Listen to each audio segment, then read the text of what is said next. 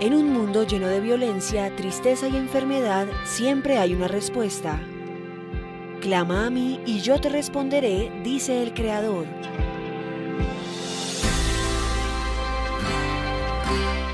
El Tabernáculo de la Fe presenta un mensaje de esperanza. La carta a los Hebreos, como lo dijimos hace un tiempo atrás, fue escrita a los cristianos que se habían convertido del judaísmo a la fe cristiana, principalmente, por eso es la carta a los Hebreos. Y han afirmado su fe en Cristo y quiere la carta reafirmarles en ese compromiso con el Señor. Al igual que a los demás cristianos se escribe la carta para prepararlos en los días difíciles que se aproximaban hace 2000 años, hace 1900 años quizás, y que hoy en día se están repitiendo, dijéramos gracias hermano, dijéramos en este caso, se están repitiendo, pero era para prepararlos para los días difíciles que vendrían, y que ellos pudieran afirmar su vida diaria en el mundo hasta que el Señor regresara en la tierra. La carta a los Hebreos tiene dos grandes divisiones, del capítulo 1, verso 1, hasta el capítulo 10, verso 18, habla del aspecto doctrinal, la enseñanza, la didaquea apostólica, habla de esa parte. Y luego, del capítulo 10, verso 19, hasta el capítulo 13, verso 25, habla de la parte práctica de cómo vivirla. Son las dos grandes temas que tiene la carta a los Hebreos. Entonces, si hacemos teniendo en cuenta ese aspecto global, lo primero que la carta tiene en mente es hablarnos del Hijo de Dios, hablarnos de Jesucristo, hablarnos de su preeminencia, de su excelencia y de su vida incomparable con ninguna otra cosa en el universo. Él es único por lo que es como Hijo de Dios. Y declara algunas cosas importantes, como lo estudiamos ya. Eso solamente para recordarles. Él es heredero de ¿cuánto? De todo. Dígale a su hermano, Él es el heredero de todo. De todo. En segundo lugar, Él es el motivo por el cual el universo existe. Fue el Padre que tomó la decisión de hacer un plan para que existiera el universo por causa de su Hijo, para que fuera heredero de todo lo que existe. Jesús es el resplandor de la gloria de Dios. No es un cuadro, un espejo en que se revela. No, eres en la misma gloria del Señor. Es el resplandor de la gloria del Padre. Es muy interesante.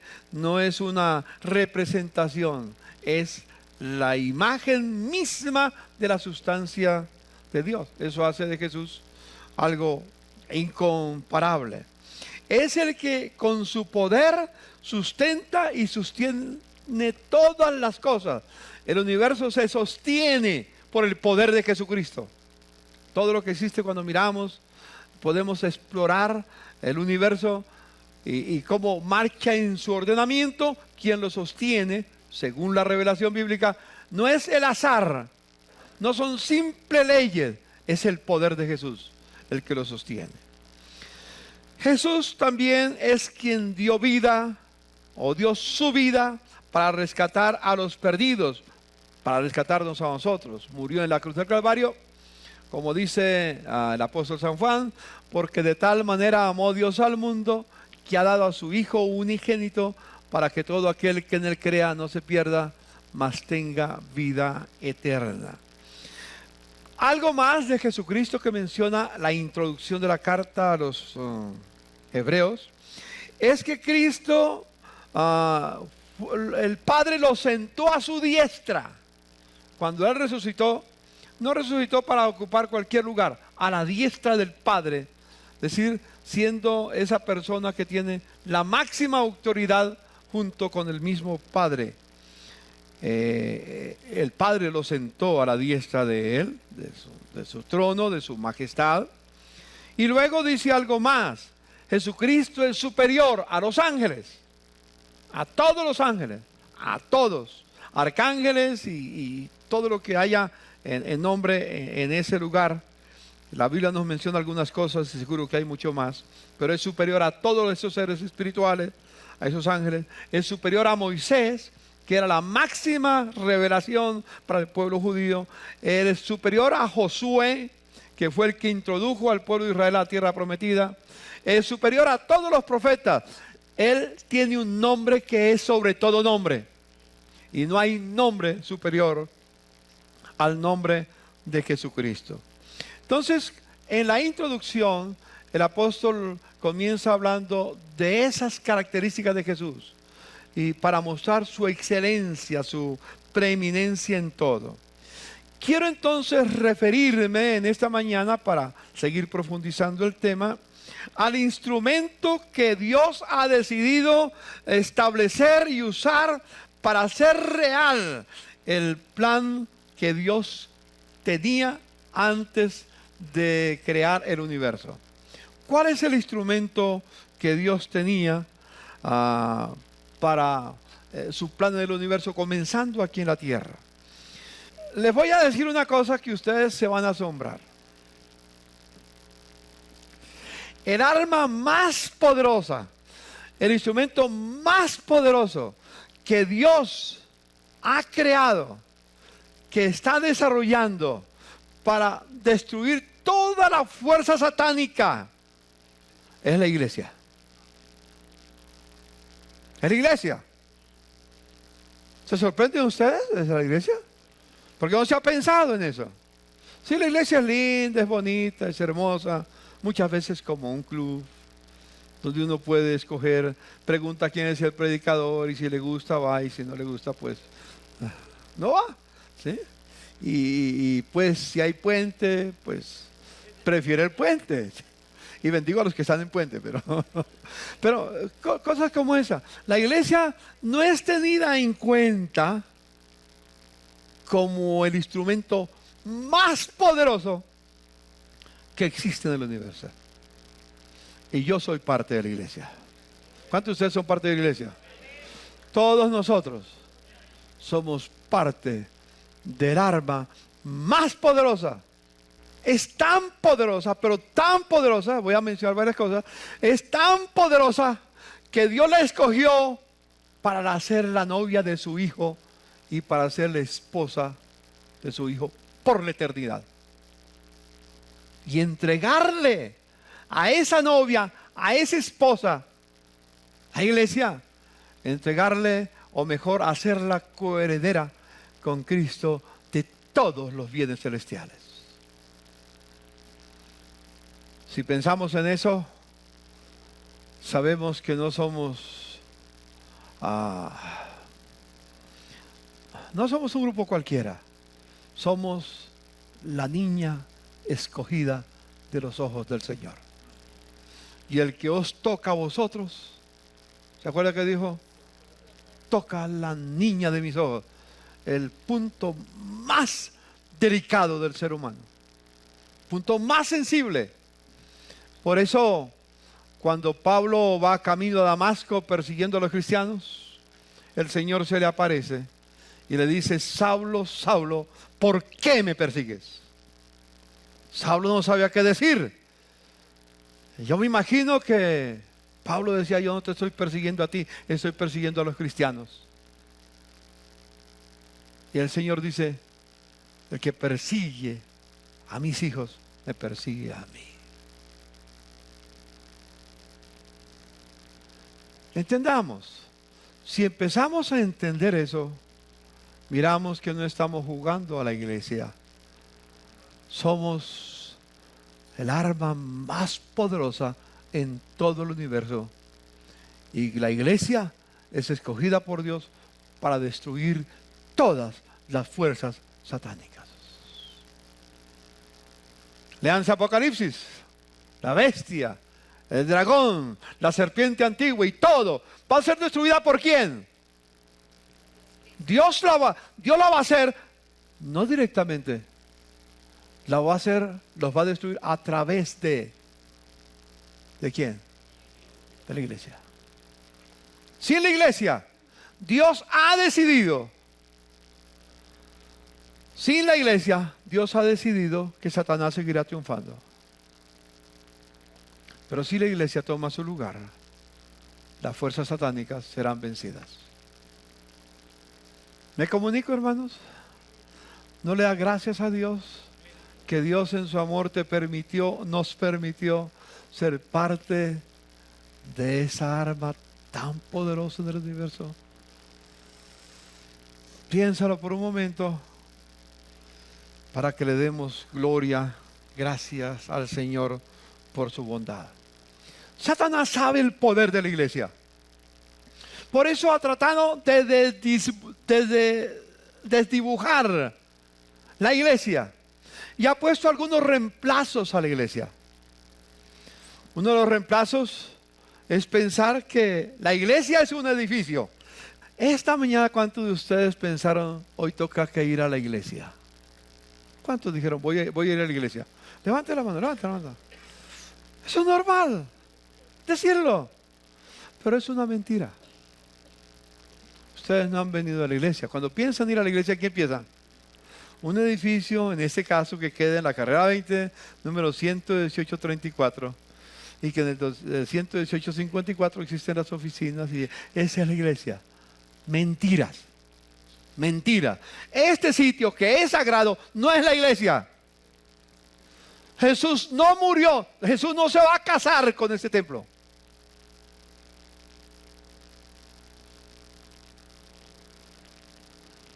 Jesús no le va a dar a este templo herencia en el universo. Se lo va a dar a quienes. A la iglesia. Los que se reúnen en ese lugar. Es distinto. Entonces, si usted no va a la iglesia, usted y yo somos la iglesia. En cualquier lugar donde estemos. Cuando salgan de aquí, no dejan de ser la iglesia. Cuando mañana vayan a la oficina, no dejan de ser la iglesia. Cuando vaya a la universidad, no deja de ser la iglesia. Cuando tenga relaciones de amigos con otra, no deja de ser la iglesia. Nosotros somos la iglesia. La iglesia son vidas que Dios amó de tal manera que dio su vida por ella para redimirlas y entregó su sangre. No sé si me comunico. No es fácil entrar. Yo no dudo que mañana ustedes se acuerdan, me voy para la iglesia. Y van a seguir diciéndolo, me voy para la iglesia. No es que lo estoy profetizando, es que ya es parte de la costumbre. Pero cuando lo diga, estoy mintiendo. Cuando pienses en ir a la iglesia, piense que está diciendo una mentira y que se está engañando a sí mismo. No vamos a la iglesia, somos la iglesia. Dígale a los hermanos, no vamos a la iglesia, somos la iglesia. Eso es terrible. Muchos dicen, la iglesia evangélica está construyendo, o los evangélicos están construyendo una iglesia en tal parte. ¿A qué se refieren cuando están construyendo una iglesia en tal parte? Al edificio. La iglesia católica está construyendo una iglesia en tal barrio. Es una mentira. Satanás nos ha engañado para hacernos creer que la iglesia es un lugar. No, la iglesia es el conglomerado de los redimidos por la sangre bendita de Jesucristo. Somos la iglesia. ¿Dice amén? Amén. Yo pido al Señor que ese chip cambie, ¿sí? Y que pongamos una nueva manera de pensar. Porque tal es el pensamiento del hombre, dice el sabio Salomón, tal es él. O sea, la iglesia no es un edificio, no son ladrillos. La iglesia son vidas redimidas por la sangre de Jesús. Déjeme decirle algo más. La iglesia no es el grupo de los ancianos y pastores, el cuerpo eclesial. No. Somos instrumentos, pero no somos la iglesia. Los ancianos, los pastores, no somos la iglesia. Uno cuanto escucha de algunas veces en uno y otro lugar. Es que la iglesia no me pone atención, es que la iglesia no me ayuda. Es que la iglesia no me protege. Es que la iglesia... Cuando dicen eso, ¿a quién se refieren? Al pastor, a los ancianos, a los que llamamos líderes de la iglesia. No digas, la iglesia no te pone atención porque tú eres la iglesia. Si no te pones atención es porque tú no te pones atención a ti mismo. No es porque tú no eres prudente, no eres sabio en administrar lo que Dios te ha dado. Que nos ayudemos mutuamente es distinto, pero no le eche la culpa a la iglesia si es que te consideras de la iglesia. A menos que te consideres alguien que no eres de la iglesia y espera que la iglesia venga y le ayude. Eso es diferente. Eso es diferente. ¿Me comunico? La iglesia no es un edificio. La iglesia no es un cuerpo jerárquico. La iglesia no es una institución. Qué mentiras sobre las cuales se ha edificado la fe cristiana. Qué mentiras, qué engaño. Hermanos, permítame hacer la referencia otra vez. El doctor Vishal Mangal Wadi nos desafió a ser defensores de la verdad y vencer con la verdad el engaño y la mentira. ¿Dices amén? Pensemos. De esa iglesia quiero hablar esta mañana, lo que somos, porque la carta es escrita a la iglesia. Entonces, hermanos, la iglesia está compuesta por los redimidos por la sangre de Jesús que han hecho pacto con Él, que se unieron en pacto con Jesucristo. Interesante. Quiero entonces mirar unos pasajes bíblicos esta mañana. El primer pasaje bíblico que quiero ver está en Mateo capítulo 16, versos 13 a 18. Para que lo entendamos, hago una pequeña observación acá. En las palabras de Jesús, solamente en 2 oportunidades en los evangelios, no en las epístolas, en los evangelios se menciona la palabra iglesia. No más. La primera es Mateo capítulo 16, verso 13 en adelante, especialmente el verso 18, que lo vamos a ver. Y luego Mateo capítulo 18, verso 15 en adelante, que nos habla de cómo debe vivir la iglesia. Hay mucho para hablar del tema, pero para abreviar, para ir adelante, vamos a leer esta primera parte que menciona a la iglesia en la Escritura. Dice, viniendo Jesús a la región de Cesarea de Filipo, preguntó a sus discípulos diciendo, ¿quién dicen los hombres que es el Hijo del Hombre? Ellos dijeron unos, Juan el Bautista, otros, Elías, y otros, Jeremías o alguno de los profetas. Y él les dijo, ¿y vosotros quién decís que soy yo? Respondiendo Simón Pedro dijo, tú eres el Cristo, el Hijo del Dios viviente.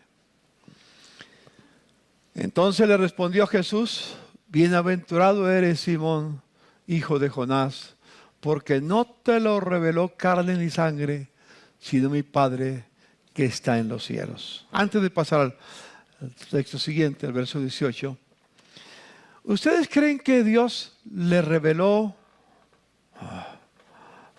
¿Qué le reveló a Pedro? Le reveló la verdad. Él no revela, no hace una sugerencia, no le da una idea de lo que es Jesús. Revela una verdad. ¿Y cuál fue la verdad que le reveló a Pedro? Tú eres el Cristo. Tú eres la esperanza. Tú eres aquel que está prometido por los profetas, que vas a venir para traer, para clarificar, para orientar al pueblo en la verdad de Dios. Y un pueblo que va a vivir en tu verdad. Eso es lo que le está diciendo.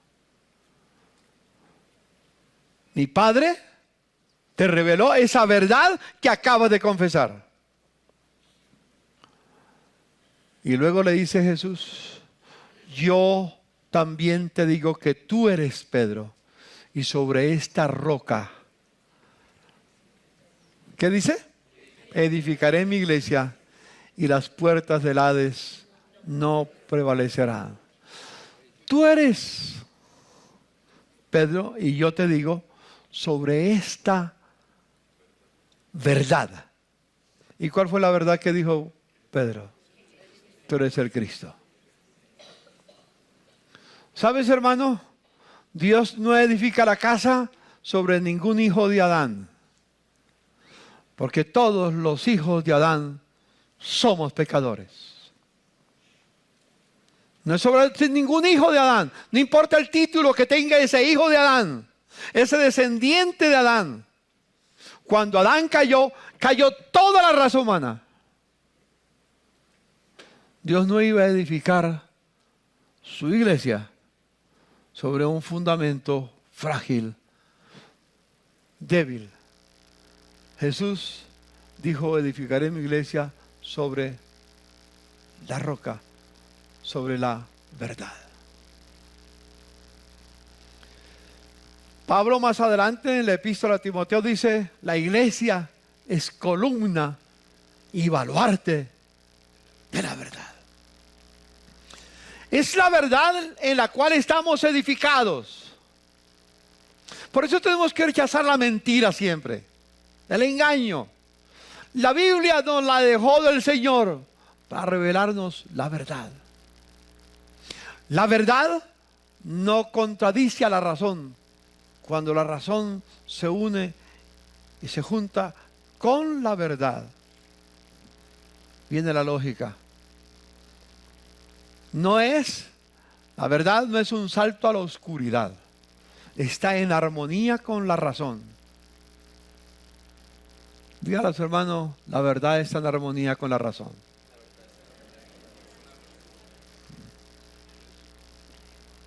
Esa es una verdad que tenemos que ir descubriendo cada día. ¿Sí?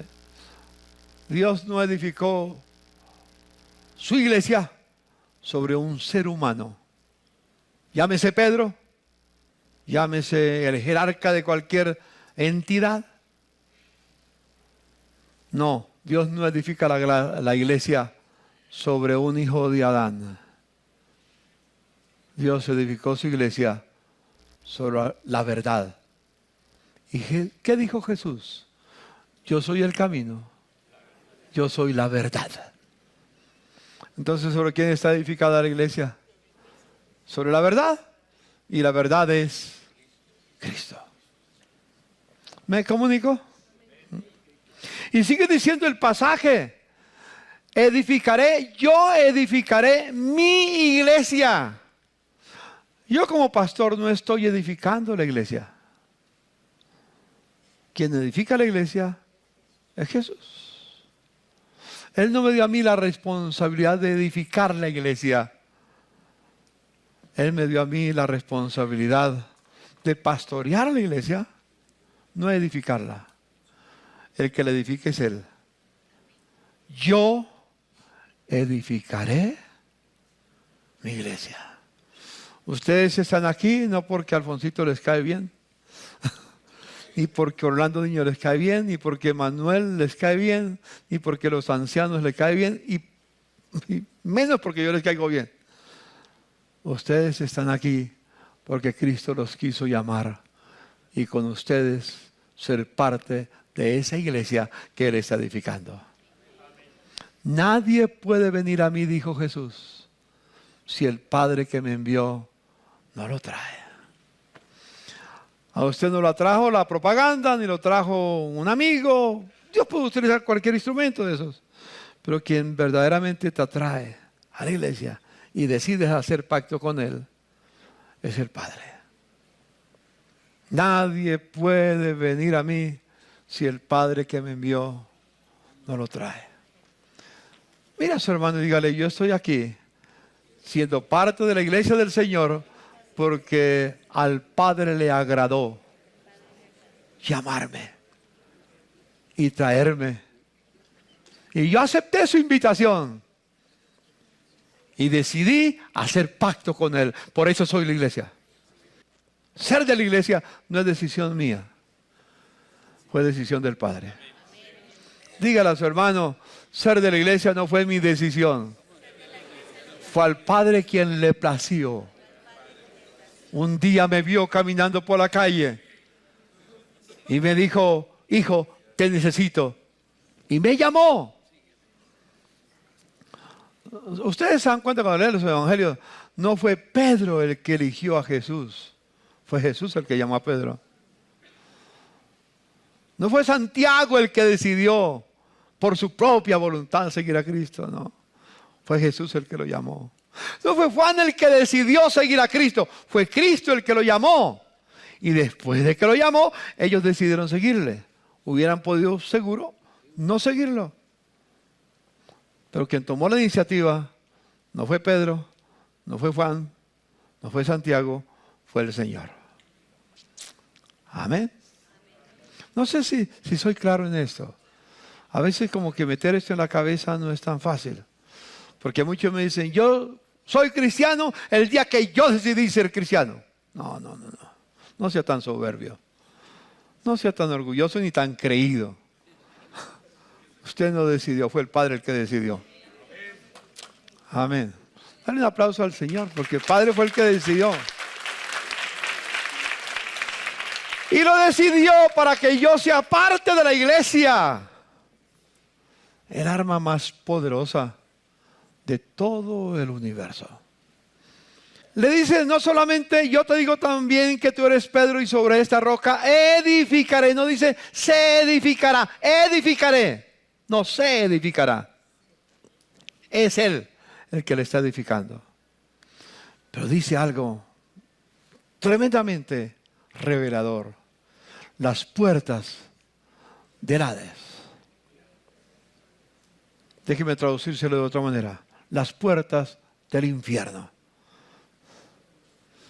Déjeme decir de otra manera. Las fuerzas de las potestades del mal, del orgullo, de la soberbia, de la altivez, de todo lo perverso, no pueden prevalecer contra la iglesia. Por más que quieran resistir, la iglesia avanza. Y cuando la iglesia avanza, las puertas del infierno se despedazan. ¿Me explico, hermanos? Yo espero que podamos entender esto tan sencillo, tan sencillo. No me estoy inventando nada, estoy leyendo lo que está escrito y solamente reenfatizándolo. Lo leemos desde allá, desde el verso 17, leámoslo juntos. Entonces le respondió Jesús, bienaventurado eres, Simón, hijo de Jonás, porque no te lo reveló carne ni sangre. En otras palabras, eso no viene de ti, no seas soberbio, no eres tú, fue mi Padre. No te lo reveló carne ni sangre, sino mi Padre que está en los cielos. Y yo también te digo que tú eres Pedro, y sobre esta roca, sobre esa verdad que acabas de declarar, edificaré mi iglesia, y las puertas del Hades no prevalecerán contra ella. No tienes que tener un título universitario para poder entender eso, es tan sencillo. Un niño lo entiende. Un no letrado lo entiende. ¿Cuánto más que tú tienes títulos especiales para poderlo entender? Vamos a hablar del significado de la palabra iglesia. Como dije, el arma más poderosa. En los tiempos de Jesús, en su cultura, en su medio, en el pueblo judío allá en Israel, en Jerusalén, donde él vivía. En el mundo religioso existían dos términos que se utilizaban para el aspecto religioso. Es la palabra, una de las palabras que se usaba para hablar de algo religioso, era el templo.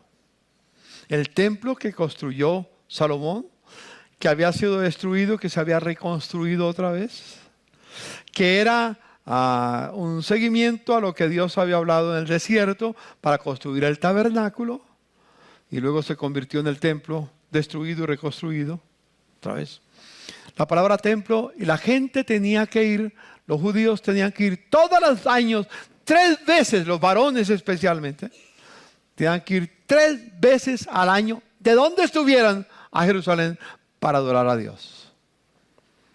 El único sitio donde se podía hacer una ofrenda por el pecado de los judíos, del pueblo de Dios, era en Jerusalén. Era en el templo. No era en cualquier lugar, solo el templo. Por eso la mujer samaritana le dice a Jesús, dígame dónde hay que adorarte, porque ustedes creen que en Jerusalén. Nosotros creemos que en cualquier parte. Jesús le dice, ni en esa parte, ni en Jerusalén, sino en todo lugar donde se invoque mi nombre. Pero vamos a mirarlo a ver. Esa palabra, templo, era un título sagrado. Hoy en día lo entendemos todavía. Cuando se usa la palabra templo, hablamos de un título que es especial. Tiene un sabor muy, muy delicado, muy sagrado. Entonces, uno de ellos era el templo, la palabra templo, o ese sitio que se llamaba, donde estaba edificado el templo, que había sido reconstruido, que Salomón inicialmente lo había construido, que había sido idea de David, pero que fue idea que surgió del tabernáculo, y el tabernáculo surgió de idea de Dios, porque no se lo inventó Moisés, sino que el Padre le reveló cómo hacerlo conforme al modelo que había visto en la visión que Dios le dio. Nace en el corazón de Dios. La segunda expresión religiosa que se entendía era la sinagoga. La sinagoga. Por ejemplo, en el libro de Lucas, vino a Nazaret Jesús, donde se había criado, y en el día de reposo entró ¿dónde? En la sinagoga. ¿Y qué se hacía en la sinagoga? No era ninguna pachanga la que se hacía. ¿A qué iba a la sinagoga? Iba conforme a su costumbre. Allí se leía el Pentateuco, lo que llamamos la Biblia hoy en día. El libro sagrado se leía. Y se le dio el libro, la Torá. Se le dio el libro del profeta Isaías. Y habiendo abierto el libro, allá halló el lugar donde estaba escrito: el Espíritu del Señor está sobre mí, por cuanto me ha ungido para dar buenas nuevas a los pobres. Me ha enviado a sanar a los quebrantados de corazón, a pregonar libertad a los cautivos, a visitar a los ciegos, a poner en libertad a los oprimidos y a predicar el año agradable del Señor. Y enrollando el libro, lo dio al ministro y se sentó, y los ojos de todos en la sinagoga estaban fijos en él, y comenzó a decirles: hoy se ha cumplido esta escritura delante de vosotros. Donde quiero hacer énfasis es que era o el templo o la sinagoga donde la gente iba a adorar, a leer las escrituras y a estudiar las escrituras. En el templo realmente no se estudiaban las escrituras, se hacían las ceremonias. Se celebraba cada sacrificio que hacía por los pecados del pueblo, el pecado de la culpa, por la paz, por las distintas ofrendas que se hacían en ese lugar. Pero en todo Israel, como no había sido el templo en Jerusalén nada más, en todo Israel el pueblo debía adorar a Dios. Entonces construyeron sitios que llamaban las sinagogas. Y ahí iban no para ofrecer sacrificios, sino para estudiar la Biblia y para orar. Esas son las dos palabras religiosas. Déjeme decirle, para sorpresa tuya también, la palabra iglesia o eclesía, es la misma palabra, eclesía, no era una palabra religiosa. Nunca se había utilizado la palabra eclesía o iglesia como centro de aspecto religioso. ¿Sabe qué era la eclesía? Interesante. Viene del concepto griego. La palabra eclesía no es una palabra judía. Viene del concepto griego que había adoptado el Imperio Romano. Y la eclesía era una institución, como dije, de origen griego, que los romanos lo aceptaron. Y los únicos que podían ser parte de la eclesía eran los ciudadanos romanos. Mayores de 18 años, que hubieran tenido por lo menos 2 años en el ejército, que hubieran cumplido 2 años en el ejército, que amaran la ciudad donde se establecía, que amaran la ciudad. No podían estar esclavos como parte de la iglesia, de esa asamblea que era una iglesia. No podía haber esclavos. Y perdonen las hermanas, en ese tiempo, en el concepto romano y griego, no se permitían mujeres tampoco. Ni esclavos, ni mujeres. Solo hombres, libertos, solo ciudadanos, mayores de 18 años, que amaran la ciudad, su nación, que estuvieran dispuestos a morir por ella y que fueran fieles al César. Esa es otra característica. Fieles al César. En ese lugar se hacían varias cosas para que entienda que no era un asunto religioso. Por eso es interesante notar cómo el Señor usa esa palabra. En ese lugar se elaboraban las leyes que debían de regir la comunidad en esa ciudad-estado. Ahí se elaboraban las leyes, igual que en el Congreso de la República ahorita. Eso fue evolucionando en el camino, evolucionando el concepto. Hoy, ¿dónde se elaboran las leyes? En el Congreso, en el Senado. En ese tiempo no había Congreso. ¿Dónde se elaboran las leyes? En la Iglesia. En la Iglesia. Es interesante. Es interesante que en ese lugar, cuando había conflictos con las naciones vecinas, era el sitio donde se declaraba la guerra. Se firmaba la guerra. Cuando la guerra avanzaba y había momentos de hacer acuerdos, ese era el sitio donde se ordenaba firmar la paz. No era en el Imperio Romano, no era ya en el César, era en la Iglesia, donde se hacían los acuerdos de paz. Y algo más, escúcheme, era donde los magistrados que ejercían ciertas funciones en las cortes, era la Iglesia donde tenían que rendirle cuentas. ¿Usted se puede imaginar? Esa es la historia. Léase la historia. ¿Cómo se origina? En otras palabras, la Iglesia era una entidad política. No era una entidad religiosa. ¿Por qué sería que a Jesús le plació escoger una palabra que tenía que ver con un concepto político para unirla a un concepto religioso? Eso trae muchas preguntas, ¿no es cierto? Hoy, pues como ya está normalmente la iglesia, todo el mundo habla de la iglesia como un centro religioso. Y en ese lugar, en el edificio, no se debe hacer ninguna otra cosa que no sea de sabor religioso. Porque si aquí se celebrara una fiesta con alcohol, con aguardiente, con danzarinas y todo, no las que están ahí, que esas son diferentes, ¿no? Eso sería distinto, ¿no es cierto? Pero la pregunta es, el Señor utiliza una palabra que no es religiosa para decir, yo edificaré mi eclesía, mi iglesia. En ese tiempo la gente sabía lo que significaba la palabra eclesía. Hoy no, porque se le dio otro sentido. No se lo dio Jesús. El camino se le fue dando otro sentido. En el camino se ha dicho que tiene que haber separación entre la iglesia y el Estado. La iglesia marcha por su lado, la iglesia marcha por su lado. La iglesia no debe interferir en los asuntos del Estado, pero el Estado sí debe interferir en los asuntos de la iglesia. Ese no es el concepto bíblico. Ese no es el concepto de la Biblia. Interesante, como el Imperio Romano estaba extendido y en Roma era que vivía el César, donde cómo se representaba principalmente, cuál era la fuerza principal que representaba el Estado romano en toda la extensión del gobierno, toda la extensión del Imperio Romano, del imperio. ¿Sabe? Donde habían 2 o 3 romanos, ciudadanos romanos, se formaba una representación del imperio.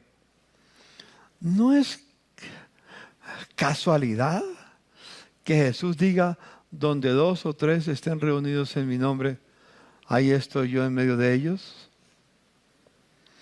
Hermanos, nosotros somos los representantes de la iglesia en la tierra. Y donde estén 2 o 3 cristianos, ahí está representada la iglesia del Señor. Y esos 2 o 3 cristianos pueden actuar en el nombre del Rey de Reyes y atar o desatar, permitir o prohibir lo que se haga en la tierra. Hermano, la iglesia tiene un poder que no lo hemos entendido todavía. Lo hemos puesto como un aspecto simplemente religioso. No, la iglesia es responsable de cómo marcha la sociedad. No estamos desconociendo al poder ejecutivo, ni estamos desconociendo al poder legislativo, ni estamos desconociendo el poder judicial. Son cosas que dice la Biblia. De la escritura de Isaías capítulo 33 versículo 22 surgen los 3 poderes que existen en la democracia. Dios se declara como el gobernador, como el rey. Dios se declara como el legislador, el Congreso. Dios se declara como el juez, el poder judicial. Y de la Biblia de Génesis, de Isaías 33, 22, surgen los 3 poderes: el ejecutivo, legislativo y judicial. No es un invento griego, es la declaración bíblica. Hermano, cuando estudiamos la historia, las cosas comienzan a revelarnos realmente.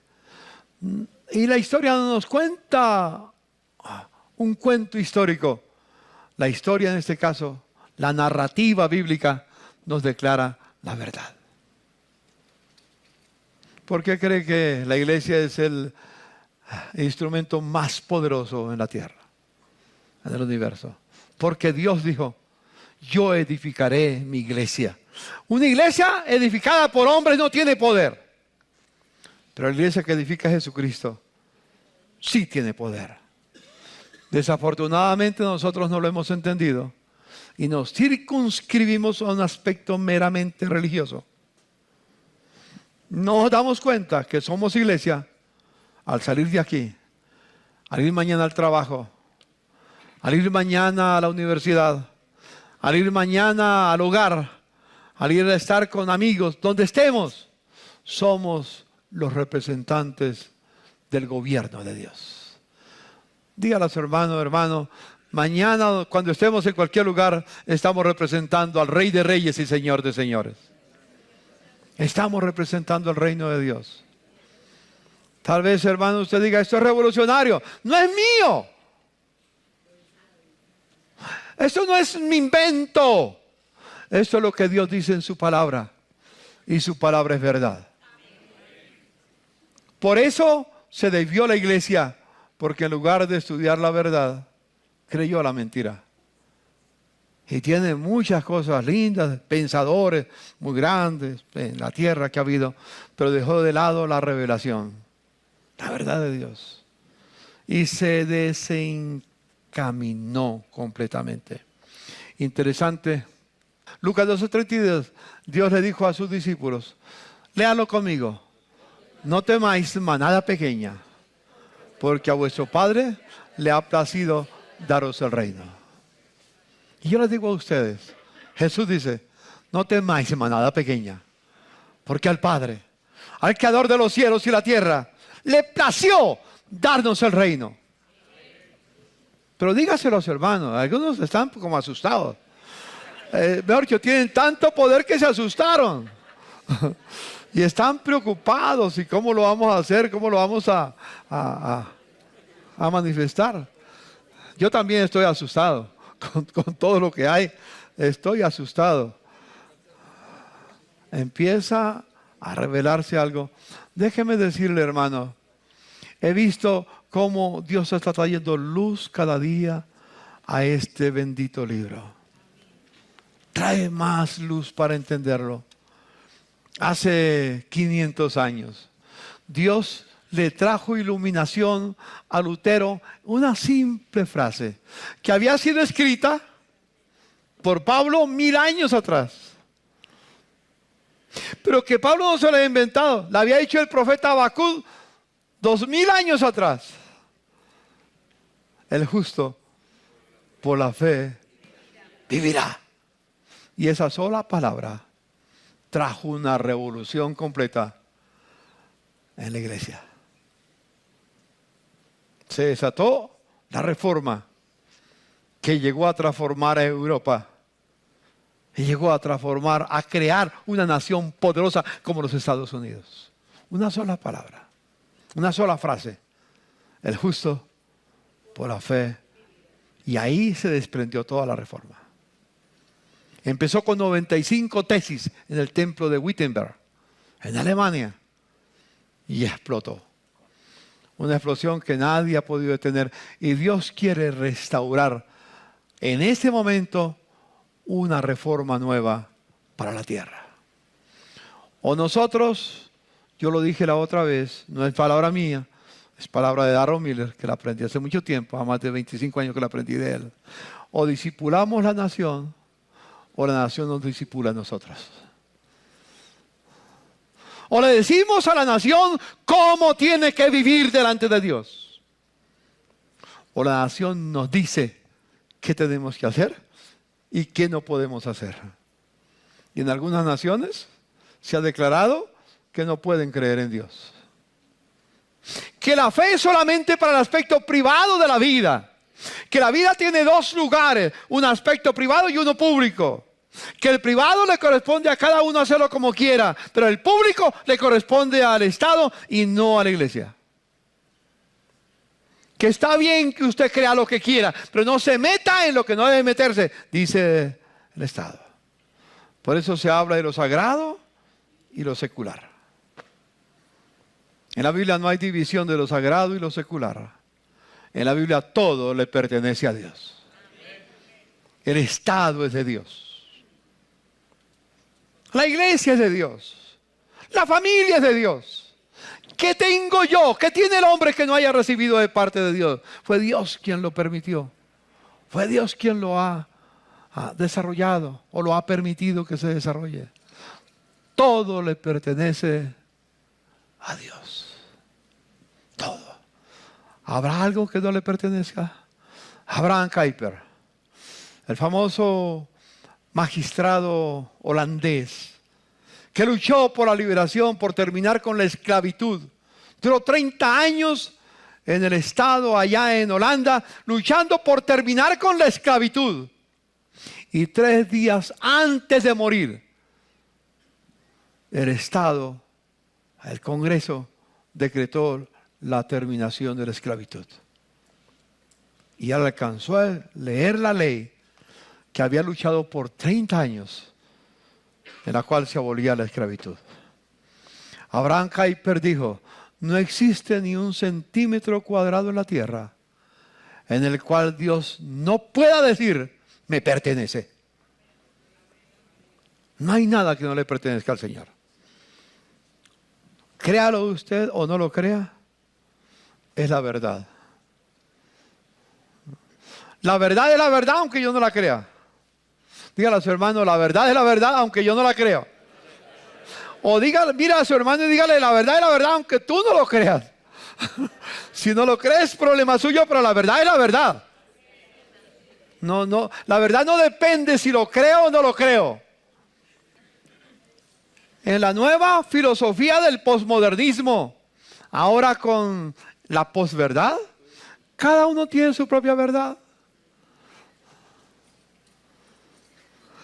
En la Biblia no, la verdad es la verdad. Y yo obedezco la verdad o la verdad. Jesús usó una expresión. O ustedes se edifican, caen sobre la iglesia, sobre la piedra, o la piedra les cae encima. ¿Qué prefiere? ¿Caer sobre la piedra o que la piedra le caiga encima?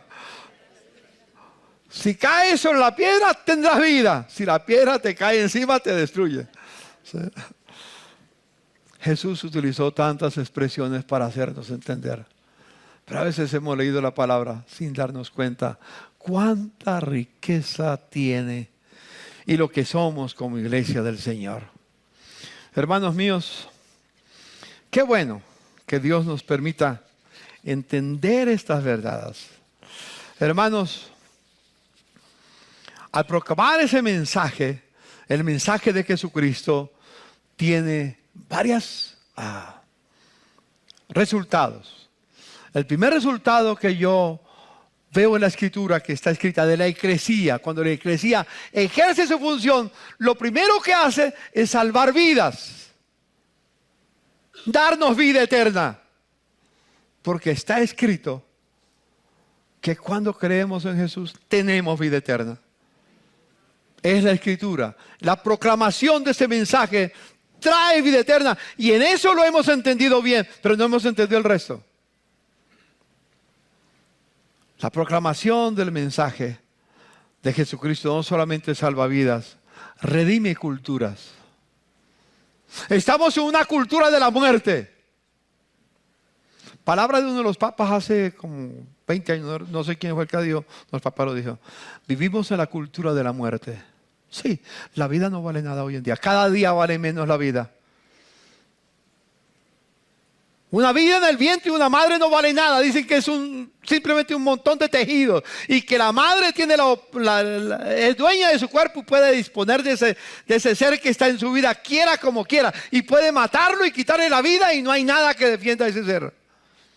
Es la cultura de la muerte. Así vivimos. Hermanos míos, la iglesia tiene el poder de redimir la cultura, de transformar la cultura. Yo bendigo al Señor por la decisión que tomaron los cristianos en Argentina la semana antepasada.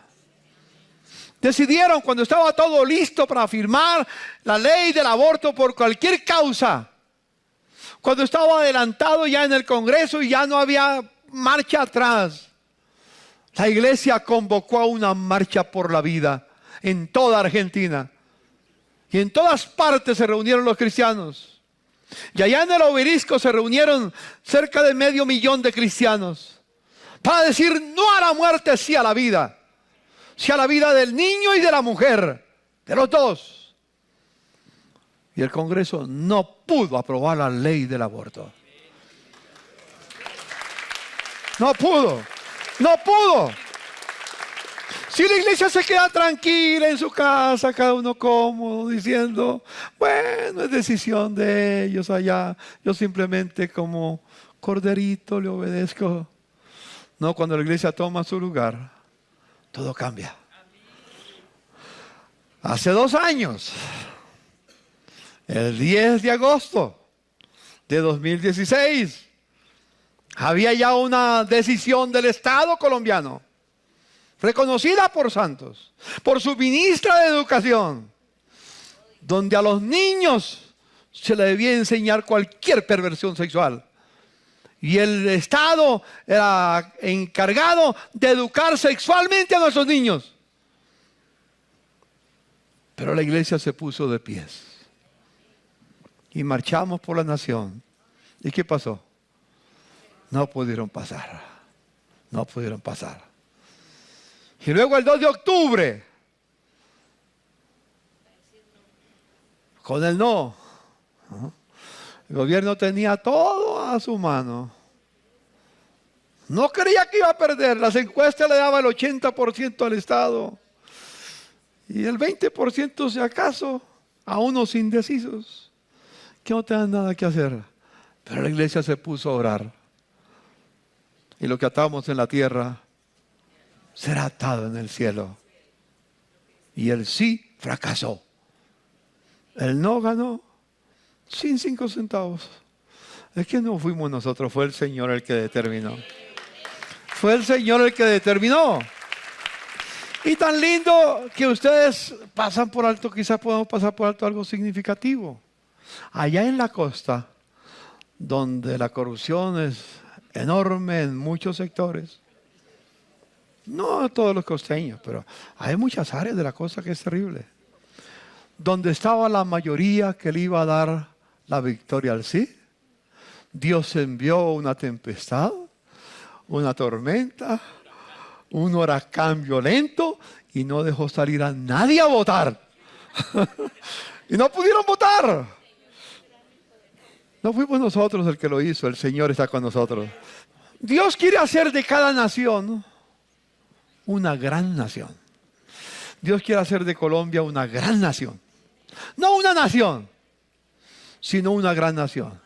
¿Cómo se forma una gran nación? Mire lo que dice Dios. Mirad, yo os he enseñado estatutos y decretos como Jehová mi Dios me mandó, dice Moisés a Israel, para que hagáis así en medio de la tierra en la cual entráis a tomar posesión de ella.